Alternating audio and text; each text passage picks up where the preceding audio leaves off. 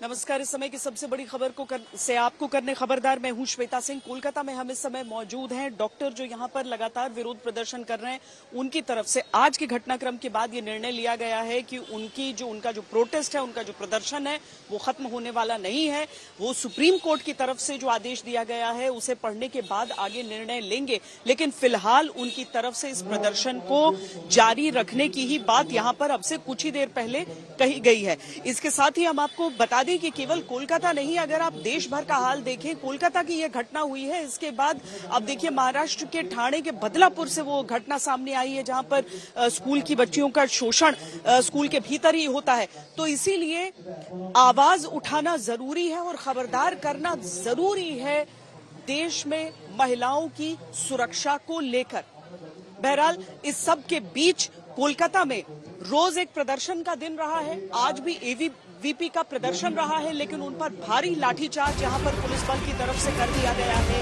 ABVP के उस प्रदर्शन के बाद ये सवाल भी उठ रहे हैं कि जिस रूट पर ममता बनर्जी को विरोध प्रदर्शन करने के लिए इजाजत की जरूरत नहीं होती है, वहां पर आखिर क्यों ऐसी जरूरत बाकियों को पड़ जाती है। एबीवीपी के प्रदर्शनकारियों पर पुलिस ने लाठीचार्ज करके उन्हें हटाया। 12 दिन मेडिकल कॉलेज में हुई घटना को बीत चुके हैं। कोलकाता में 10 दिन से रोज डॉक्टर, राजनीतिक दल, सामाजिक संगठन, आम लोग प्रदर्शन करके पूछते हैं कि आखिर सुरक्षा की गारंटी उन्हें किस तरीके से मिलेगी। हालत यह कि पश्चिम बंगाल में महिला सुरक्षा के मुद्दे पर यहां की मुख्यमंत्री स्वयं प्रदर्शन करती हैं। और इसीलिए हम आपको दिखाते हैं कि सुप्रीम कोर्ट ने भी जब इस मामले में स्वतः संज्ञान लिया है, इस मामले में स्वतः संज्ञान लेकर और जब सुनवाई की है तो कड़ी टिप्पणी की है। चीफ जस्टिस की बेंच ने चिंता जताई है और सवाल पूछे हैं। जो मुद्दे उन्होंने, जिन बातों पर उन्होंने सवाल उठाए, वो हम आपको बता देते हैं कि हम पीड़िता की तस्वीरें व नाम पूरे सोशल मीडिया पर प्रसारित होने से चिंतित हैं। इस समय सुप्रीम कोर्ट में यह कहा गया है। सुप्रीम कोर्ट ने पूछा है कि क्या प्रिंसिपल ने हत्या को वाकई आत्महत्या बताया। हम आपको ये भी बता दें कि परिजनों से जो हमारी बातचीत हुई है, परिवार से जो बातचीत हुई है, उनकी तरफ से कहा गया हाँ, आत्महत्या ही बताया गया था। अब सुप्रीम कोर्ट खबरदार करते हुए ये भी सवाल पूछता है कि क्या पीड़िता के माता पिता को सूचना देर से दी गई और उन्हें देखने नहीं दिया गया, मिलने नहीं दिया गया। अदालत ने चिंता इस बात पर भी जताई कि तुरंत एफआईआर क्यों नहीं प्रिंसिपल ने दर्ज कराई थी। चीफ जस्टिस ने कहा है कि हमने संज्ञान इसलिए लिया क्योंकि इसमें हत्या के अलावा देश भर के डॉक्टरों की सुरक्षा का सवाल हो जाता है। देश भर के डॉक्टर जो सुरक्षा की बात कर रहे हैं, और यहां पर भी जो आरजीकर अस्पताल में डॉक्टर बैठे हुए हैं प्रदर्शन में, उनकी तरफ से भी साथ ही यह सवाल उठाया जा रहा है कि वो अस्पताल जिसे डॉक्टरों का घर माना जाता है, वहीं पर अगर वो असुरक्षित रहेंगे तो फिर क्या कहा जाए।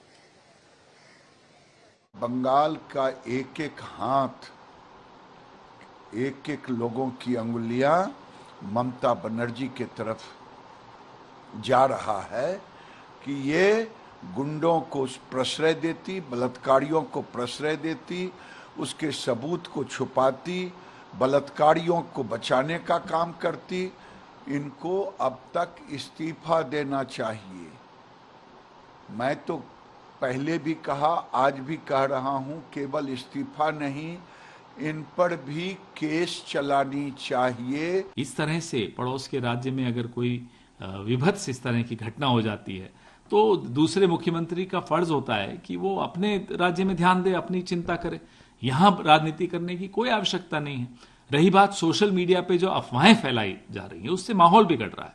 मुझे लगता है उससे भी हम सबको बाज आना चाहिए और ज्यादा उचित रहेगा कि सीबीआई की तरफ से, जो पिछले कई दिनों से जांच चल ही रही है, कुछ बुलेटिन्स, कुछ सूचनाएं आनी चाहिए ताकि अफवाहों का बाजार थम जाए, अफवाहें न फैलें। जो कोलकाता में आरजी कर हॉस्पिटल में हुआ, इसको कितना भी कठोर शब्द में निंदा किया जाए, भर्त्सना किया जाए, ये कम पड़ती है। जो क्षति हुई है, उस परिवार को जो क्षति हुई है, समूचा समाज को जिस प्रकार से आघात हुई है, यहाँ की स्थानीय सरकार की जो रवैया रहा है, ये बहुत ही चिंताजनक विषय है।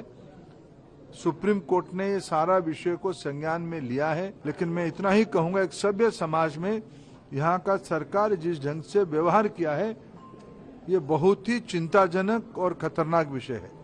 এবং আগামী দিনে চিকিৎসকদেরকে সমাজচ্যুত করবার চেষ্টা করবেন উনি। চিকিৎসকরা সব আগামী দিনে ক্রিমিনাল হয়ে যাবেন বাংলার মুখ্যমন্ত্রীর নজরে।